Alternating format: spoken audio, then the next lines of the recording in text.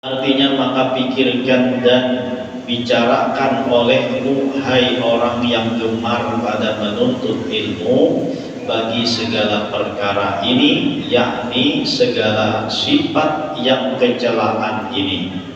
Dan ketahui olehmu bahwasanya sebesar-besar sebab yang membawa kepada segala sifat yang kejahatan di dalam hati itu, yaitu orang yang menuntut ilmu karena bermegah-megah dan karena munaqasyah, yakni karena hendak mencela akan perkataan orang dan karena hendak berbantah-bantah dengan orang. Jadi kata Imam Al-Ghazali rahimahullah, yang membuat penyakit-penyakit hati yang ada di dalam hati kita itu penyebabnya adalah menuntut ilmu tapi bukan karena Allah Subhanahu wa ta'ala. Menuntut ilmunya hanya untuk bermegah-megah dan untuk mendebat kepada orang lain. Di sifat kecelaan yang ada di dalam hati itu, di penyebabnya, sumbernya itu berasal dari menuntut ilmu tapi bukan karena Allah Subhanahu wa ta'ala. Menuntut ilmunya tujuannya untuk bermegah-megah. Artinya pemegah itu sekira dimuliakan orang, sekira dihormati orang, sekira segala macamnya, fasilitasnya dan lain sebagainya inya didahulukan oleh orang lain, dan tujuannya pula untuk berdebat. Biasanya ilmu yang menjadi perdebatan itu adalah ilmu fikih. Ilmu yang biasa dijadikan berdebat itu adalah biasanya ilmu fikih. Nah, artinya di sini kita menuntut ilmu fikih itu jangan terlalu dalam. Boleh kita belajar ilmu fikih dengan dalam, tapi niatnya dengan niat yang baik. Amun menuntut ilmu fikih, sekira kaya nyaman mendapat orang, sekira nyaman kaya menyalahkan orang, nah ini nak ada bujur. Sehingga dengan merasa isi ilmu nang tinggi, berasa ilmu nang banyak, lalu kaya timbul di dalam hati itu ujub, sombong, ya kan, dan lain sebagainya. Nah, di situ munculnya jadinya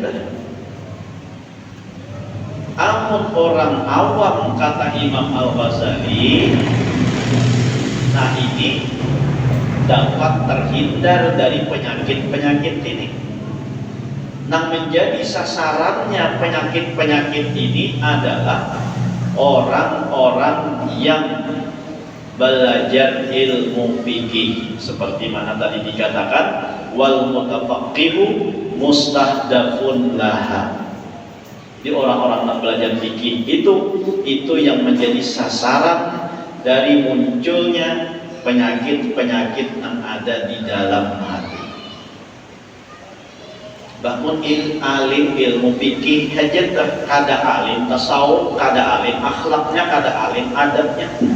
Nah, iya dah, merasa paling harap, merasa paling tinggi baisi ilmu. Mun kada dibarangi dengan ilmu tasawuf, hanya fikih aja. Wa man tafaqqaha wa lam tasawwafa faqad tazandaqa. Ujar ulama, barang siapa yang belajar ilmu fikih tapi kada belajar ilmu tasawuf, maka inya tuh seperti mana kafir zindik. Fakat tafassaka wa man tafaqqaha wa lam yatasawwaf fakat tafassak. Barang siapa yang belajar ilmu fikih tapi kada belajar ilmu tasawuf, maka orang ini menjadi orang nang fasik. Sebaliknya pula waman tasawwafa walam yatafaqah faqad tazandah. Barang siapa nang bertasawuf tapi kada belajar ilmu fikih, maka menjadi zindik jadinya. Waman jama'a bainahuma faqad tahaqqaq. Nah, barang siapa yang mengumpulkan antara keduanya, nah maka itulah yang sebujur-bujurnya. Jadi muntalaru dalam ilmu fikih nyata. Jadi pakainya jadi fasik jadinya. Fasik itu menyalahkan orang kainan, menyambat orang kada bujur lah segala macam. Nah, itu jadi fasik jadinya. Tapi pulang bilanya dalam belajar ilmu tasawuf kada belajar fikih pulang. Nah, karena jadi apa tuh jadinya? Jadi zindik jadinya. Dalam seperataan nang dijalanakannya jadi zindik jadinya. Kada usah lagi bersyariat nintek.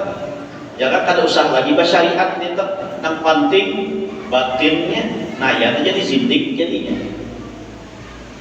Fikihnya ada belajar, tapi tasawufnya dalam, lalu jadi zindik. Iya, nang betamat sembahyang nenten. Tamat sembahyang itu luar aja, itu sembahyang itu masih belum sampai lagi nih. Nang buju-buju sampai itu kayak apa? Tinggal bilanya ingat bahwa Allah Ta'ala itu sembahyangan sudah narannya, ujarnya teh. Ada kata masyarakat lainnya. Banyak ini ajaran-ajaran ini. Kayaknya wani pulang untuk menghapuskan dosanya itu, menjamin masuk surga itu pulang. Tapi bayar bang, bayar 1 juta, bayar 2 juta, ya kan? Lalu bertamat sembahyang itu pada sembayangan lagi. Kita mumuli 2 kali nang hakon nang kayak ini. Napa tak mukulinya? Mana bayar masuk neraka pulang. Itu kan ada sembahyang masuk neraka. Sedangkan nang gurunya ini sudah dihakuninya masuk neraka itu, nang pentingnya dapat duit dahulu. Mun seorang hakun bayar, harus masuk neraka. Amun gurunya hanya aku masuk neraka, tapi aku dapat duit dahulu, dapat harta dahulu. Kada tabung muli 2 kali lah itu. Nah, jadi jangan sampai kita itu belajar ilmu tasawufnya dalam-dalam, fikihnya kosong, jadi zindik jadinya. Belajar pulang fikihnya kada, belajar tasawufnya jadi fasik jadinya. Sehingga keduanya ini digabungkan. Nah, bila kedua-duanya digabungkan antara syariat lawan hakikat, digabung keduanya hanya bujur. Sehingga syariatnya dijalankan, hakikatnya pun dijalankan juga. Bilanya hanya luarnya aja, syariatnya aja, tasawufnya ada, nah lalu rasa saurang nang paalimnya, rasa saurang nang paharatnya, rasa saurang nang paningginya dan lain sebagainya, lalu menjadi sombong, jadi ujub, jadi dengki lawan orang lain bila ada orang lain lebih daripada inya. Nah, lalu itulah yang memunculkan ujar Imam Al-Ghazali sifat-sifat nang ada baik nang menjadi penyakit hati kita. Itu harus dibarasihi. Jadi hati kita itu sama dengan zahir kita. Hati kita perlu kesehatan seperti mana zahir kita ini perlu sehat. Bilanya zahir kita sehat, lihat ininya. Bila zahir kita ini sehat nih, surungi makanan apa aja nyaman. Itu zahir sehat. Sate habis, sopnya tarik buahnya. Ada pada satu perkara dimakannya terus. Kenapa? Karena badannya sehat. Kayak itu juga batin kita nih. Bila batin kita tuh sehat, batin kita tuh kada ada penyakit, maka segala ibadah tuh nyaman kita gawi. Ibadah itu nyaman kita gawi karena apa? Karena batin niat kita, hati kita tuh sehat, hati kita tuh bersih, hati kita tuh kada berpenyakit. Jadi semuanya ibadah itu terasa nyaman. Kayak luar kita tadi, bila luar sehat, maka segala makanan dan minuman itu terasa nyaman bagi kita. Tapi amunnya badan sakit, minum dan makan itu pun jadi kada nyaman, kurang garing lah. Disurungi ini kada handap, disurungi itu kada handap, tawari ini kada handap, tawari itu kada handap. Kenapa? Karena garing, kada nyaman.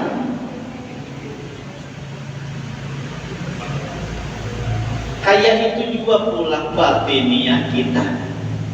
Bila batiniah kita ini sakit, batiniah kita ini garing, nah maka segala ibadah itu pun dianggap kada nyaman juga. Ya sama antara zahir dan batin kita nih, perlu kesehatan. Bilanya sehat batiniah kita, maka segala ibadah itu terasa nyaman, terasa enteng, bahkan terasa manis. Itu ibadah. Tapi bilanya batiniahnya sakit, nah segala ibadah itu rasa terpaksa. Mun ibadah kita mun hati kita tuh kada nyaman, berpenyakit tadi tuh, maka semuanya ibadah tuh terasa berat. Duduk nang kayaknya kada hapunnya. Kenapa? Lapah duduk nang kayaknya. Amun penyakit hati ada. Dibawai ibadah, dibawai sembahyang berjamaah, dibawai amaliyah, ada ampunnya. Kenapa? Karena hatinya tadi berpenyakit.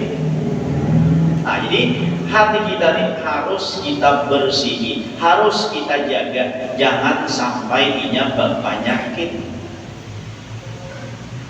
Nah, kebanyakan kita tuh lebih peduli dengan luar kita daripada batin kita.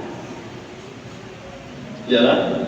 Nah, kebanyakan kita tuh lebih peduli luar kita daripada batin kita. Apalagi itu bibinya, ini minta maaf aja Pak. Bahkan masalah fisik, pun masalah luar, perawatannya larang.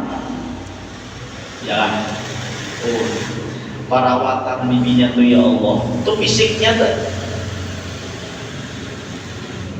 Hijaunya, buburnya, apalagi itu make upnya, skincare-nya, macam-macam mulai itu luar aja itu seberatan.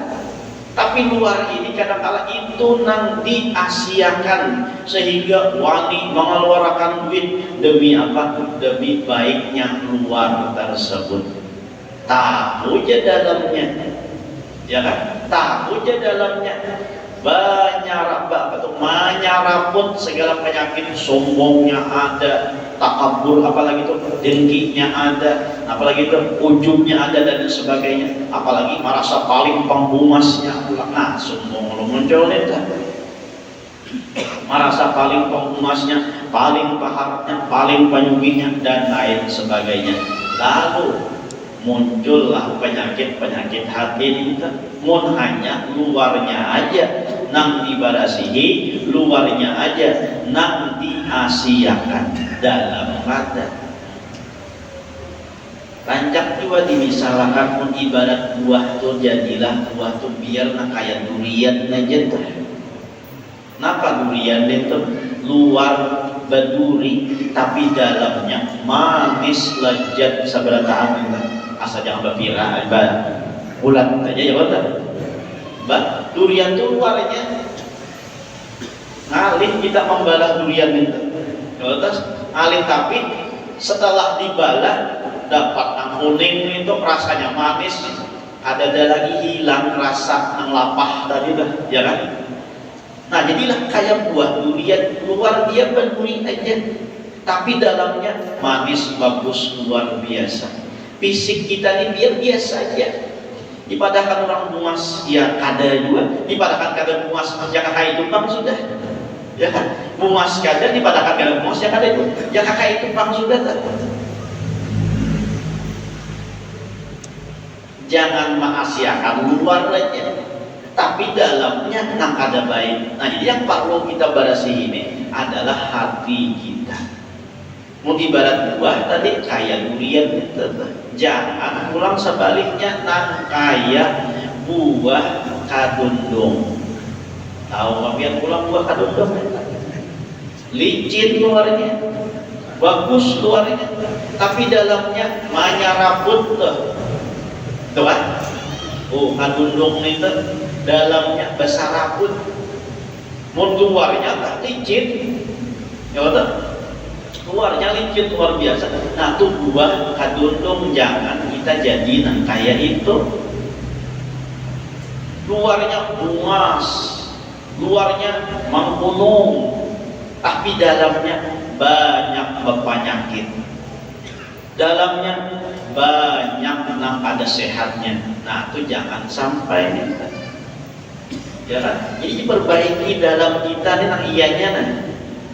Pun dalam kita ini rusak, biar luar bagus tuh, tetap dianggap Allah kada baik. Ya Allah kada melihat tuh bungas tuh kada dilihat oleh Allah Taala. Yang dilihat oleh Allah Taala tuh hati kita seberataan di tempat pandangnya Allah Taala. Nah, ini yang harus kita bahas ini dari berbagai macam penyakit. Kalau muha itu hanya tempat pandang manusia. Dan tempat pandang manusia itu jangan tapi kita harungi.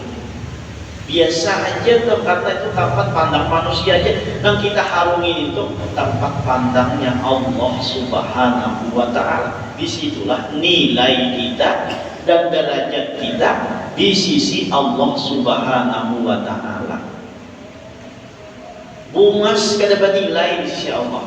Sugih pun kada bernilai di sisi Allah. Tinggi jabatan pun kada bernilai di sisi Allah Subhanahu wa Ta'ala. Tapi yang bernilai itu adalah hatinya.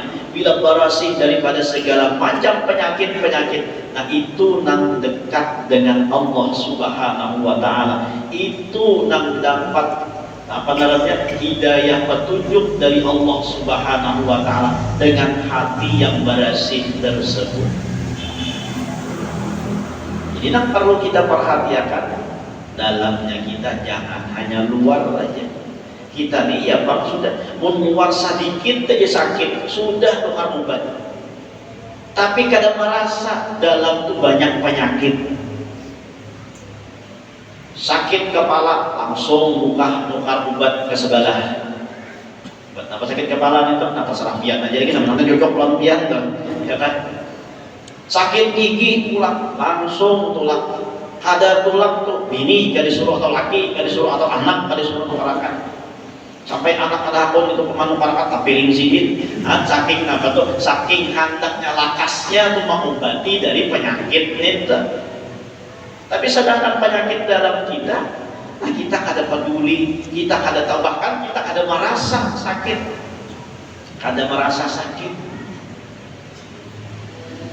Padahal yang perlu kita ketahui itu ini penyakit dalam kayak apa kita caranya? Ya tinggal kita hadapakan lawan ibadah aja. Timun hendak nek mentes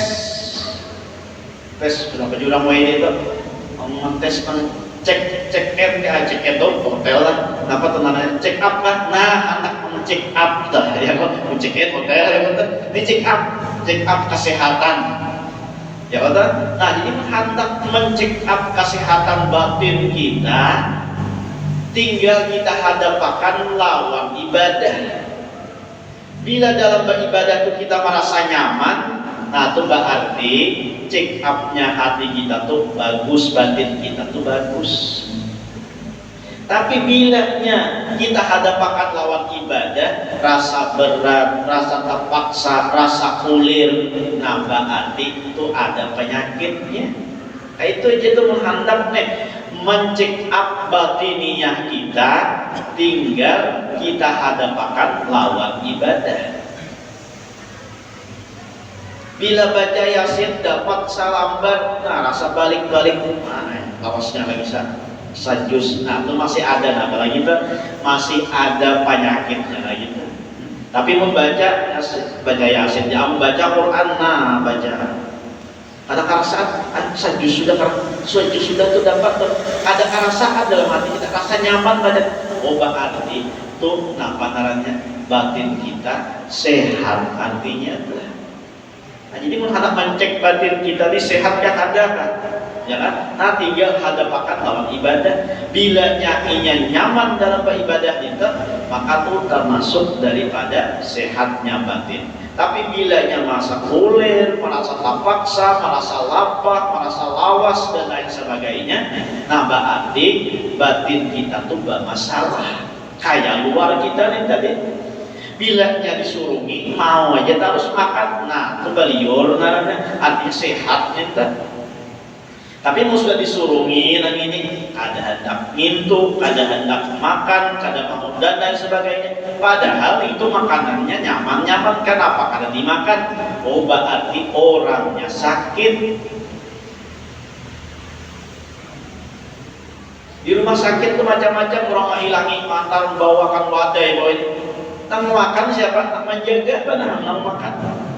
Tanggaringnya malah mau makan, kenapa? Karena ada liur tadi, inya sakit tadi, nang menjaga dia sehat, maka inya nang memakaninya, ini nang membantasnya, ya kan? Nah, jangan kan nang bawaan orang, nang jatah makan inya aja tuh, nang dijulung rumah sakit, inya nang habiskan, ya kan?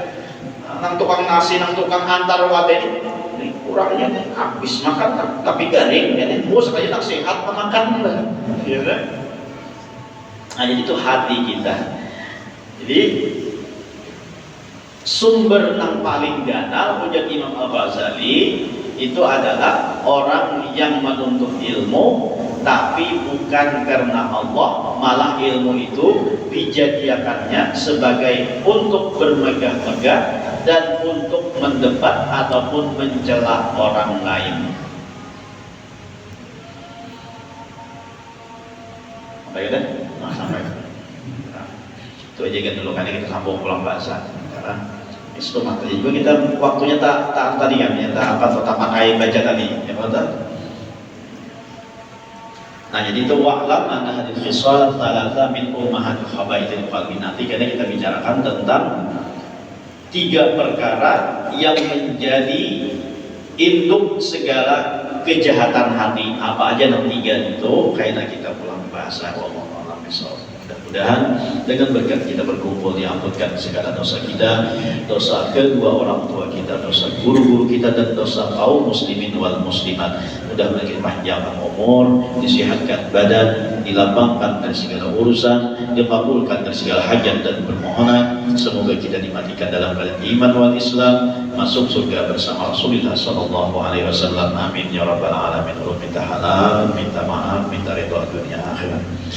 Kami terima wakaf langsung untuk Pondok Pesantren Mursyidul Amin yang pahalanya dihadiahkan untuk arwah Aina binti Marta, Hadijah binti Abdul Ghani, Irman Syah bin Jarman, Sehat binti Ibas, Za'am bin Haji Hashim, As'ari bin Hanman, Nuri binti Anak Magin, Haji Jamadil bin Haji Bashir bin Bashir, Haji Hijum binti Haji Hashim, Suri